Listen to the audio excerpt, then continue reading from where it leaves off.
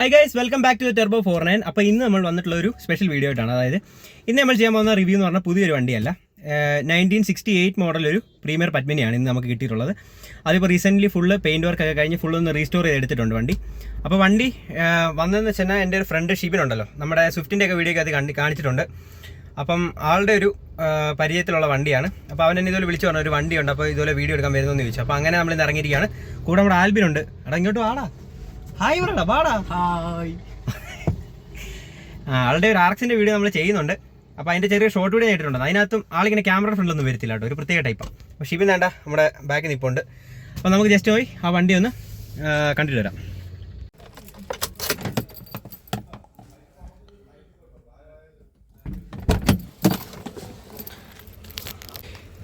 ഈ വീട്ടിലാണ് നമ്മുടെ വണ്ടി കിടക്കുന്നത്. ഇതാണ് ഷിബിൻ. ഹായ് പറ.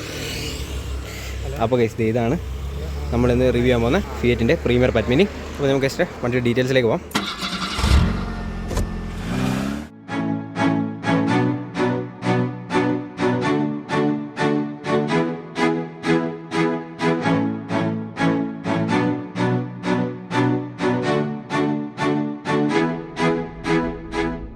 അപ്പോൾ ഗൈസ് ഇന്ന് നമ്മൾ കൊണ്ടുവന്നിട്ടുള്ള വണ്ടി എന്ന് പറയുന്നത് ഫിയറ്റിൻ്റെ 1100 ഡിലൈറ്റ് എന്ന് പറഞ്ഞൊരു മോഡലാണ്.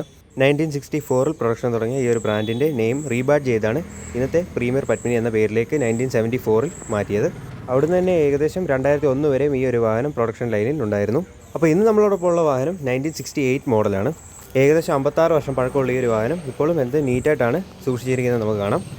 മുൻഭാഗത്തെ വലിയൊരു ഗ്രില്ലേരിയാണ് കാണാൻ സാധിക്കുന്നത്. അതിന് മുകളിൽ പ്രീമിയറിൻ്റെ ഒരു ലോഗോ കൊടുത്തിട്ടുള്ളത് കാണാം. ഗ്രില്ലേരിയയ്ക്ക് മുകളിലുള്ള നട്ടുകളും കാര്യങ്ങളൊക്കെ തന്നെ വിസിബിളാണ്. അവിടെ നിന്ന് തന്നെ ഹുഡ്ഷെല്ലിന് മുകളിലേക്ക് വരുമ്പോൾ സെൻറ്ററിലെ വലിയൊരു ബൾജിങ് കൊടുത്തിട്ടുള്ളത് കാണാം. അതുപോലെ തന്നെ താഴ്ഭാഗം ഇച്ചിരി കർവ് ചെയ്ത് അകത്തേക്ക് കയറി നിൽക്കുന്ന രീതിയിലാണ് കൊടുത്തിട്ടുള്ളത്. അവിടെ നിന്ന് ഇരുഭാഗങ്ങളിലായി ക്രോമിയം റൗണ്ടോട് കൂടിയ ഹെഡ് ലാമ്പ്സ് കൊടുത്തിട്ടുള്ളത് കാണാം. പാർക്ക് വാൾവ് അതിനുള്ളിൽ ചെറിയ രീതിയിൽ കൊടുത്തിട്ടുണ്ട്. അതിന് താഴെയായിട്ടാണ് ഇൻഡിക്കേറ്ററിൻ്റെ ഒരു ഏരിയ വന്നത്. അതിന് ചുറ്റും ഒരു ക്രോമിയം എലമെൻറ്റ് കൊടുത്തിട്ടുള്ളത് കാണാം. അവിടെ തന്നെ ഗ്രില്ലേരിയയ്ക്ക് മുന്നിൽ എടുത്ത് നിൽക്കുന്ന രീതിയിലാണ് ഒരു നമ്പർ പ്ലേറ്റിൻ്റെ പൊസിഷനിങ് വരുന്നത്. മുൻഭാഗം മുഴുവൻ ഒരു ഒറ്റ പീസിലാണ് വരുന്നത്. അതായത് ആ ഒരു ബമ്പർ എന്നുള്ളൊരു വേർതിരിവോ കാര്യങ്ങളോ ഒന്നും തന്നെ ഇവിടെ കാണാൻ സാധിക്കില്ല. നമ്മുടെ അംബാസഡറിൽ കൊടുത്തിട്ടുള്ള പോലത്തെ 2 ക്രോമിയം ബാഴ്സ് ഫ്രണ്ടിലും റിയർ സൈഡിലും കൊടുത്തിട്ടുള്ളത് കാണാം. അത്യാവശ്യം നല്ല രീതിയിൽ തന്നെ പോളിഷൊക്കെ ചെയ്ത് മെയിൻറ്റെയിൻ ചെയ്തിട്ടുണ്ട്. അതും 100 mm ആണ് ഇതിൻ്റെ ഒരു ഗ്രൗണ്ട് ക്ലിയറൻസ് വരുന്നത്. അവിടെ നിന്ന് തന്നെ മുൻഭാഗത്തെ പറ്റി പറയുമ്പോൾ ഈ ഒരു വാഹനത്തിൻ്റെ ബിൽഡ് ക്വാളിറ്റി എടുത്ത് പറയേണ്ടതുണ്ട്. കാരണം ഇത്രയും പഴയൊരു വാഹനത്തിൽ യൂസ് ചെയ്തിരിക്കുന്ന മെറ്റൽ ക്വാളിറ്റി എന്ന് പറയുന്നത് ഇന്നത്തെ വണ്ടിയിൽ കമ്പയർ ചെയ്യാൻ പറ്റാത്തിട്ടുള്ള ഒരു മെറ്റൽ ക്വാളിറ്റിയാണ് ഈ ഒരു വാഹനത്തിൽ നമുക്ക് കാണാൻ സാധിക്കുന്നത്. അവിടെ നിന്ന് തന്നെ വശങ്ങളിലേക്ക് വരുമ്പോൾ ഫെൻഡറിൻ്റെ ഒരു ഫ്രണ്ട് പോർഷനിലായിട്ടാണ് നമുക്ക് ആ ഒരു ടേൺ ഇൻഡിക്കേറ്റർ കാണാൻ സാധിക്കുന്നത്. Headlight to tail light join ചെയ്ത് നിൽക്കുന്ന ഒരു ക്രോമിയം ബാർ നമുക്ക് ഇരുവശങ്ങളിലും കാണാൻ സാധിക്കുന്നുണ്ട്. അതുപോലെ തന്നെ ഒരു വീൽ ആർച്ചിന് മുകളിൽ ചെറിയ രീതിയിലൊരു ബൾജിങ് കൊടുത്തിട്ടുണ്ട്. അവിടെ നിന്ന് തന്നെ ഒരു ടയറിലേക്ക് വരുമ്പോൾ ഈ ഒരു വാഹനത്തിൽ ഡ്യുവൽ ടോൺ കളറാണ് കൊടുത്തിട്ടുള്ളത്. അപ്പോൾ ആ ഒരു റൂഫിൽ കൊടുത്തിട്ടുള്ള ഓഫ് വൈറ്റ് നമുക്ക് ആ ഒരു സ്റ്റീൽ റിംസിന് മുകളിലും കാണാൻ സാധിക്കുന്നുണ്ട്. അതിന് മുകളിൽ ഒരു സ്റ്റീൽ ക്യാപ്പ് വന്നിട്ടുണ്ട്. അവിടെ നിന്ന് തന്നെ നമുക്കിനി ആ ഒരു വിൻഷീൽഡ് ഏരിയയെ പറ്റി പറയുമ്പോൾ അത്യാവശ്യം നല്ല വിസിബിലിറ്റി ആയിരുന്നൊരു ഗ്ലാസ് ഏരിയയും കാര്യങ്ങളുമാണ് മുന്നിൽ കൊടുത്തിട്ടുള്ളത്.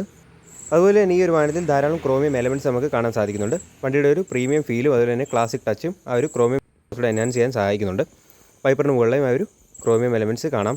വൈപ്പേഴ്സും കാര്യങ്ങളും ഇപ്പോഴത്തെ വാഹനങ്ങളിൽ പോലെ ടെക്കിൻ ചെയ്തല്ല, അത്യാവശ്യം ആ ഒരു വിൻഷീൽഡ് ഏരിയയ്ക്ക് ഉള്ളിൽ തന്നെയാണ് കൊടുത്തിട്ടുള്ളത്.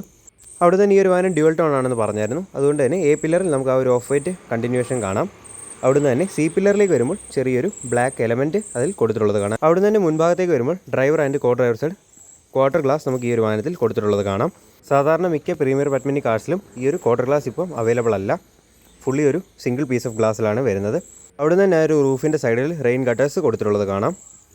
അവിടുന്ന് തന്നെ സൈഡിലേക്ക് വരുമ്പോൾ ഇതിൻ്റെ ഒരു മിറേഴ്സിൻ്റെ കാര്യം എടുത്തു പറയേണ്ടത്. അതുപോലെ ആ ഒരു ക്ലാസിക് ടച്ചിൽ തന്നെ ആയിരുന്നു ഒരു മിറർ ഇപ്പോഴും മെയിൻറ്റെയിൻ ചെയ്തിട്ടുള്ളത്. ഒരു റൗണ്ട് മിറേഴ്സാണ് വരുന്നത്. ഇപ്പോഴത്തെ കാലത്തെ കൊണ്ട് ORMൻ്റെ കൺട്രോൾസോ കാര്യങ്ങളോ ഒന്നും തന്നെയില്ല. ജസ്റ്റ് ഒരു പീസ് ഓഫ് മിററാണ് അത് കാണാൻ സാധിക്കുന്നത്. അതും ഒരു ഫുള്ളി ക്രോമിയം ഫിനിഷിലാണ് കൊടുത്തിട്ടുള്ളത്. ഈ ടൈപ്പ് മിറേഴ്സൊക്കെ ഇപ്പം മേടിക്കാനിപ്പം വളരെ ബുദ്ധിമുട്ടാണ്. കാരണം ഇതൊന്നും കിട്ടാത്ത പീസുകളാണ്. അത് നല്ല രീതിയിൽ തന്നെ മെയിൻറ്റെയിൻ ചെയ്തിട്ടുണ്ട്. അവിടുന്ന് തന്നെ ആ ഒരു ഡോർ ഹാൻഡിലിൻ്റെയൊക്കെ കാര്യം പറയുമ്പോഴും നമുക്ക് കാണാം ക്രോമിയം ഡോർ ഹാൻഡിൽസാണ് ഈ ഒരു വാഹനത്തിൽ വരുന്നത്. ഡ്രൈവർ സൈഡിൽ ഒരു ചെറിയ കീ സ്ലോട്ട് കൊടുത്തിട്ടുണ്ട്. ജസ്റ്റ് പുഷ് ചെയ്താണ് നമുക്ക് ആ ഒരു കീ സ്ലോട്ടിൻ്റെ ഏരിയ പുഷ് ചെയ്തിട്ടാണ് ആ ഒരു ഡോർ ഓപ്പൺ ചെയ്യേണ്ടത്. അതും വളരെ വ്യത്യസ്തമായ ഒരു ഷേപ്പിലുള്ള ഡോർ ഹാൻഡിൽസാണ് ഈ ഒരു വാഹനത്തിൽ കാണാൻ സാധിക്കുന്നത്. വിൻഡോ ലൈനിന് താഴെ ഒരു ക്രോമിയം എലമെൻറ്റ് കണ്ടിന്യൂ ചെയ്തിട്ടുണ്ട്. അവിടുന്ന് തന്നെ ഈ ഒരു വാഹനത്തിൻ്റെ പെയിൻറ്റ് ക്വാളിറ്റി നമുക്ക് ഈ വീഡിയോയിൽ കണ്ടാൽ തന്നെ അറിയാം എത്ര ഷൈനിങ് ആയിട്ടുള്ളൊരു പെയിൻറ്റുകളും കാര്യങ്ങളാണ് ഈ ഒരു വാഹനത്തിന് വേണ്ടി യൂസ് ചെയ്തിട്ടുള്ളത്. അവിടുന്ന് തന്നെ നേരെ ആ ഒരു സി പില്ലറിലേക്ക് വരും ചെറിയൊരു ബ്ലാക്ക് പോർഷൻ ഉണ്ട്. അതിനുള്ളിൽ ക്യാപ്സൂൾ എന്ന് എഴുതിയിട്ടുള്ളത് കാണാം. ചെറിയൊരു പ്ലാസ്റ്റിക്കിൻ്റെ ഡിസൈൻ എലമെൻ്റാണ് കാണാൻ സാധിക്കുന്നത്. അവിടുന്ന് തന്നെ നേരെ ആ ഒരു പിൻഭാഗത്തേക്ക് വരുമ്പോൾ റൂഫിന് മുകളിലെ ചെറിയൊരു റൗണ്ട് ഷേപ്പിൽ ഉള്ളിലേക്ക് കയറി നിൽക്കുന്ന രീതിയിലാണ് ഒരു ഡിസൈൻ എലമെൻറ്റ് വന്നിട്ടുള്ളത്. റൂഫിന് മുകളിലെ ആൻറ്റിനയോ മറ്റ് റൂഫ് ലൈൻസോ കാര്യങ്ങളോ ഒന്നും തന്നെ കൊടുത്തില്ല. പ്ലെയിൻ ആയിട്ടുള്ളൊരു റൂഫാണ് ഈ ഒരു വാഹനത്തിന് മുകളിൽ കാണാൻ സാധിക്കുന്നത്. അവിടുന്ന് നേരെ ബാക്ക് സൈഡിലേക്ക് വരുമ്പോൾ കർവ്ഡ് ആയിട്ടുള്ളൊരു ഗ്ലാസ് ഏരിയയാണ് പിൻഭാഗത്തേക്ക് കാണാൻ സാധിക്കുന്നത്. അതൊരു ഗ്ലാസ് കണ്ടാൽ തന്നെ അറിയാം, ഒരു പ്രത്യേകതരം ഗ്ലാസ് ഏരിയയാണ് പിൻഭാഗത്തേക്ക് നമുക്ക് കാണാൻ സാധിക്കുന്നത്. അതിന് ചുറ്റും ഒരു ക്രോമിയം എലമെൻറ്റ്സ് കൊടുത്തിട്ടുണ്ട്. അവിടുന്ന് തന്നെ ആ ഒരു ഹൈമൗണ്ട് സ്റ്റോപ്പ് ലാമ്പ് താഴെയായിട്ടാണ് സെൻറ്ററിലായി വരുന്നത്. അതിന് ഇരു ഭാഗങ്ങളിലായി 2 സ്പീക്കേഴ്സ് കൊടുത്തിട്ടുള്ളത് കാണാം. അവിടെ നിന്ന് നേരെ ഇനി ബാക്ക് സൈഡിലേക്ക് വരുമ്പോൾ എനിക്ക് പ്ലിമത്തിൻ്റെ ചില മോഡൽസുമായി ഇതിൻ്റെ ഒരു ബാക്ക് സൈഡ് സാമ്യം തോന്നി. അപ്പോൾ നിങ്ങൾക്ക് അങ്ങനെ എന്തെങ്കിലും തോന്നിയിട്ടുണ്ടെങ്കിൽ ജസ്റ്റ് ഒന്ന് കമൻറ്റ് ചെയ്യുക. നമ്മൾ മുൻഭാഗത്തെ ഹുഡ് ഷെല്ലിന് മുകളിലായി കണ്ട ഒരു സെയിം ബൾജിങ് നമുക്ക് റിയർ ടെയിൽ ഗേറ്റിന് മുകളിലായും കാണാൻ സാധിക്കുന്നുണ്ട്. അവിടുന്ന് തന്നെ റിയർ സൈഡ് ഫെൻഡേഴ്സ് വരുമ്പോൾ ആ ഒരു വിൻഡോ ലൈനിൻ്റെ ആ ഒരു ഹൈറ്റിൽ തന്നെയാണ് നേരെ വന്ന് എൻഡ് ചെയ്യുന്നിടത്താണ് ഒരു ബ്രേക്ക് ലാമ്പിൻ്റെ പൊസിഷനിങ് വന്നിട്ടുള്ളത്. ടെയിൽ ഗേറ്റിന് മുകളിലായി ആ ഒരു ലൈസൻസ് പ്ലേറ്റ് കൊടുത്തിട്ടുള്ളതാണ്. ഇരുഭാഗത്തെയും അതിൻ്റെ ഒരു ലൈറ്റിങ് സ്പ്ലിറ്റ് ആയിട്ടുള്ളൊരു ക്രോമിയം എലമെൻറ്റ്സിനുള്ളിൽ നിന്നാണ് ആ ഒരു ലൈറ്റ് കറക്റ്റ് പ്രൊജക്റ്റ് ചെയ്ത് നമ്മുടെ ലൈസൻസ് പ്ലേറ്റിനുള്ളിൽ വരുന്നത്. അവിടെ നിന്ന് താഴേക്ക് വരുമ്പോൾ ബൂട്ട് ലിഡ് ഓപ്പൺ ചെയ്യുന്ന ലിവർ നമ്മൾ അംബാസഡർ കണ്ടുവന്നുള്ള സെയിം ലിവർ തന്നെയാണ് ഇതിലും വരുന്നത്. അവിടുന്ന് തന്നെ ആ ഒരു ബ്രേക്ക് ലാമ്പിൻ്റെ കാര്യം പറയുമ്പോൾ ചുറ്റും ഒരു ക്രോമിയം ഇൻസേർട്ട് കാണാൻ സാധിക്കുന്നുണ്ട്. അതൊരു പ്രത്യേകതരം ഷേപ്പിലാണ് അതിൻ്റെ ഒരു ഡിസൈനിങ് വന്നിട്ടുള്ളത്. താഴെ ബ്രേക്ക് ലാമ്പ് മുകളിലെ ഇൻഡിക്കേറ്ററും സെൻറ്ററിലെ ഒരു സ്ക്വയർ ഷേപ്പിലാണ് ആ ഒരു റിഫ്ലക്ടറിൻ്റെ പൊസിഷനിങ് വന്നിട്ടുള്ളത്. റിവേഴ്സ് ലാമ്പ് ഈ ഒരു വാഹനത്തിൽ കൊടുത്തിട്ടില്ല. അവിടെ തന്നെ താഴേക്ക് വരുമ്പോൾ ഫ്രണ്ടിൽ കണ്ടപോലെ തന്നെ ഒരു ക്രോമിയം ഗാർഡ് പിന്നിലെയും കാണാൻ സാധിക്കുന്നുണ്ട്. ഡിസൈൻ എലമെൻറ്റ് സെയിം ആണ്. അതുപോലെ തന്നെ നല്ല ഹെവി ആയിട്ടുള്ളൊരു മെറ്റൽ ക്വാളിറ്റിയാണ് ആ ഒരു ബമ്പറിനുള്ളിൽ കാണാൻ സാധിക്കുന്നത്. ഇരുവശങ്ങളിലേക്കും കയറി നിൽക്കുന്ന രീതിയിലാണ് അതിൻ്റെ ഒരു ഡിസൈൻ എലമെൻറ്റ് പിന്നിലേക്ക് കാണാൻ സാധിക്കുന്നത്.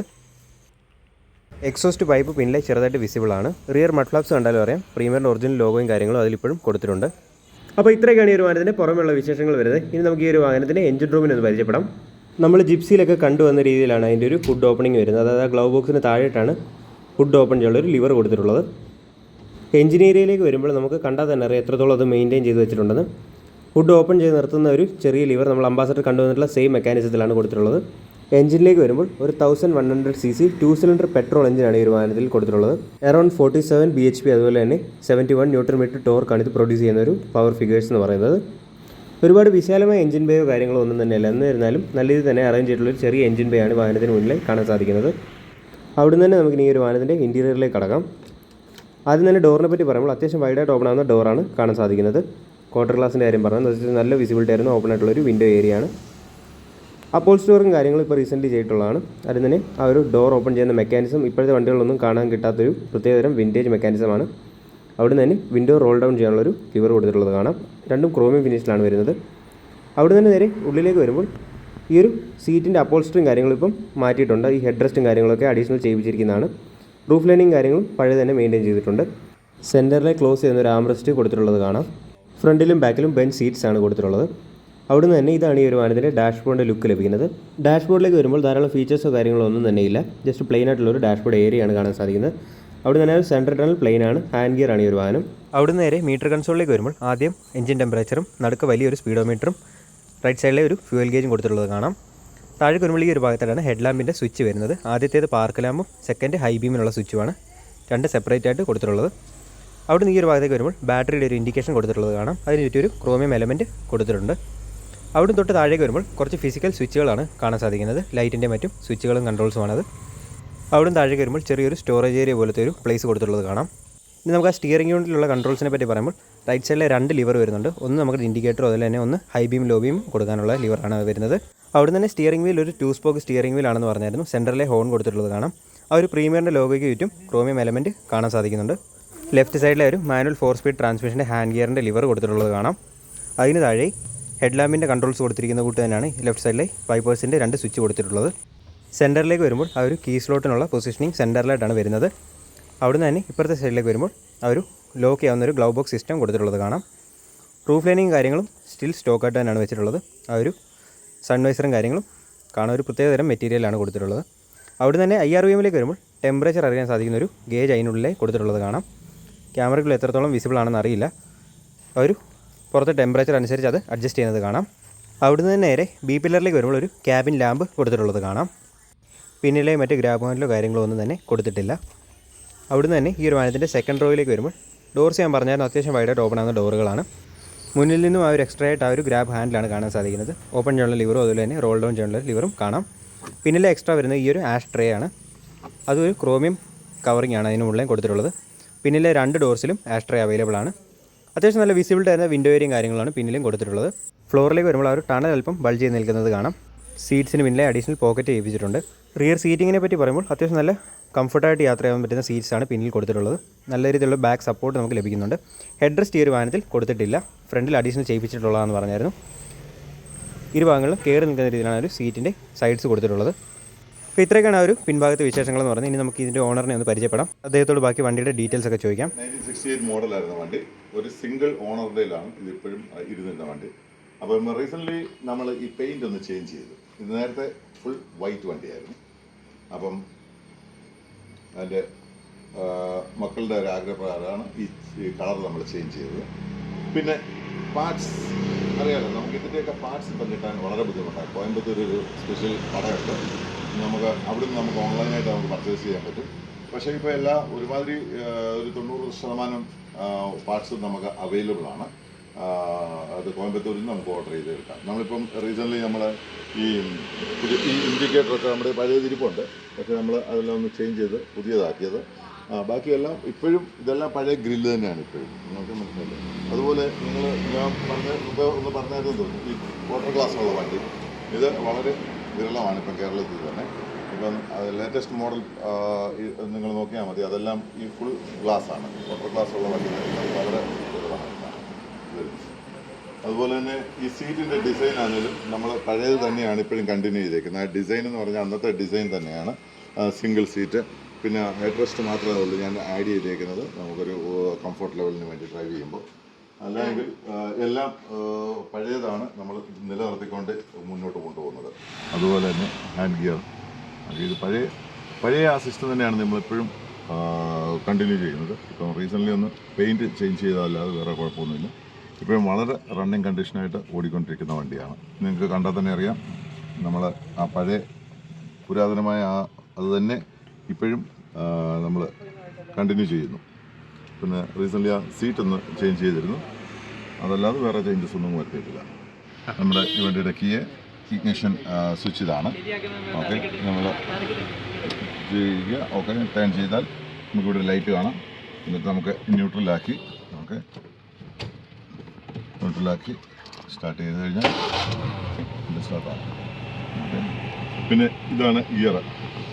ഫസ്റ്റ് ഗിയർ എന്ന് പറയുമ്പോൾ നമുക്ക് അകത്തോട്ട് പുഷ് ചെയ്തിട്ട് ഫസ്റ്റ്, അതുപോലെ തന്നെ സെക്കൻഡ്, പിന്നെ വന്നിട്ട് തേർഡ്,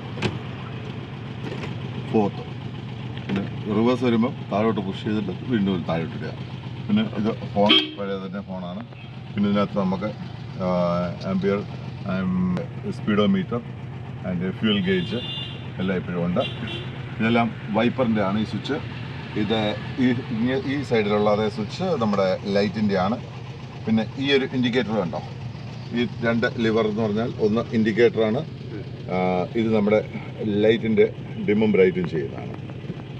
ഈ ആഷ്ട്രേ നഷ്ടപ്പെട്ടു പോയി. ഇതിൻ്റെ എല്ലാം ഒരു പ്രത്യേകത എന്ന് പറഞ്ഞാൽ ഇപ്പോഴും എല്ലാ ഡോറയിലും ആഷ്ട്രേ ഫിറ്റ് ചെയ്തിട്ടുണ്ട്. ആഷ്ട്രേ ഉണ്ട് ബാക്കിലത്തെ എല്ലാ വീട്ടിലും. ഇതാണ് വണ്ടിയുടെ ഫങ്ഷൻ. പിന്നെ ഇപ്പോഴും നിങ്ങളിത് ഇതിനകത്ത് കണ്ടോ, ഇതിനകത്തൊരു നമ്മുടെ ചൂട് അറിയാനും ഇതിൻ്റെ ഒരു ഗേജ് ഉണ്ട്. ഇപ്പോഴും വളരെ കണ്ടീഷനായിട്ട് വർക്ക് ചെയ്യുന്നു. ഓക്കെ, പിന്നെ ഇപ്പോഴും നമ്മുടെ നല്ല സ്റ്റീപ്പായിട്ടുള്ള കയറ്റങ്ങളും കാര്യങ്ങളൊക്കെ തേർഡ് ഗിയറിൽ തന്നെ കയറി പോയിക്കോളും. ഇപ്പോഴത്തെ പുതിയ വണ്ടികൾ നമ്മൾ സെക്കൻഡ് ഗിയറിൽ പോലും ബുദ്ധിമുട്ടി കയറുന്ന കയറ്റം ഇത് സെക്കൻഡ് ഗിയറിൽ, തേർഡ് ഗിയറിൽ സുഖമായിട്ട് കയറി പോകും. ഭയങ്കര പുള്ളിങ്ങാണ് സംഭവത്തിന്. നിങ്ങൾക്ക് അപ്പം ഇനിയും കുറച്ചുകൂടെയൊക്കെ നമുക്ക് ഇതൊന്ന് മെയിൻറ്റെയിൻ ചെയ്യുന്നുണ്ട്. പിന്നെ പഴയ വണ്ടിയിൽ നമുക്ക് മെയിൻ്റെനൻസ് എന്ന് പറഞ്ഞാൽ ബുദ്ധിമുട്ടാണ്. അതുപോലെ നമ്മൾ സൂക്ഷിച്ചില്ലെങ്കിൽ അത് ബുദ്ധിമുട്ടാണ് വണ്ടി. അതുകൊണ്ട് നമ്മളിപ്പം വളരെ സൂക്ഷിച്ചാണ് വണ്ടി കൈകാര്യം ചെയ്യുന്നത്. ആർക്കും വേറെ ആരും ഓടിക്കാറില്ല. ഞങ്ങളൊരു 1-2 പേരെ ഓടിക്കത്തുള്ളൂ. അത് കാര്യം ഡ്രൈവിങ് നമുക്ക് സൂക്ഷിക്കണം. കാര്യം ക്ലച്ച്, ഇതിൻ്റെ ഗിയർ സിസ്റ്റം ഒന്നും പുതിയ ആൾക്കാർക്ക് അത്ര ഫെമിലിയർ ആയിരിക്കുകയില്ല. ഇൻ കേസ് ആർക്കെങ്കിലും എന്തെങ്കിലും ആവശ്യമുണ്ടെങ്കിൽ ഓക്കെ കോൺടാക്ട് ചെയ്യാം. മുൻസിൻ നമ്പറിൽ കോൺടാക്ട് ചെയ്താൽ മതി, നമുക്ക് അവൈലബിൾ ആയിരിക്കും. ഓക്കെ, എല്ലാ ഫോട്ടോഷൂട്ട് ഇങ്ങനെയൊക്കെയുള്ള കാര്യങ്ങൾക്ക് നമുക്ക് യൂസ് ചെയ്യാൻ പറ്റും. ഈ വണ്ടി നമ്മൾ റീസെൻ്റ്ലി എല്ലാ വർക്ക്ഷോപ്പിലും ഒന്നും ഇത് നമുക്ക് പണിയാൻ ആൾക്കാരെ കിട്ടത്തില്ല, അതിനുള്ള മെക്കാനിക്സ് കുറവാണ്. അപ്പോൾ നമ്മളിതിപ്പം റീസ്റ്റോർ ചെയ്തത് ജീപ്പർ സോജു, അതായത് തിരുവല്ലയിലുള്ള ഒരു മഹൽ വർക്ക്ഷോപ്പുണ്ട്. ജീപ്പർ സോജു എന്ന് പറഞ്ഞാൽ ഫേമസ് ആണ് ആൾ. പുള്ളി ഇതുപോലെ എല്ലാ വിൻറ്റേജ് വർക്കുകൾ ഏറ്റെടുത്ത് ചെയ്യുന്ന ആളാണ്. നല്ല ഭയങ്കര ഫെസിലിറ്റീസാണ് തിരുവല്ലയിലുള്ള. അപ്പം അവിടെയാണ് ഞങ്ങളിത് ചെയ്തത്.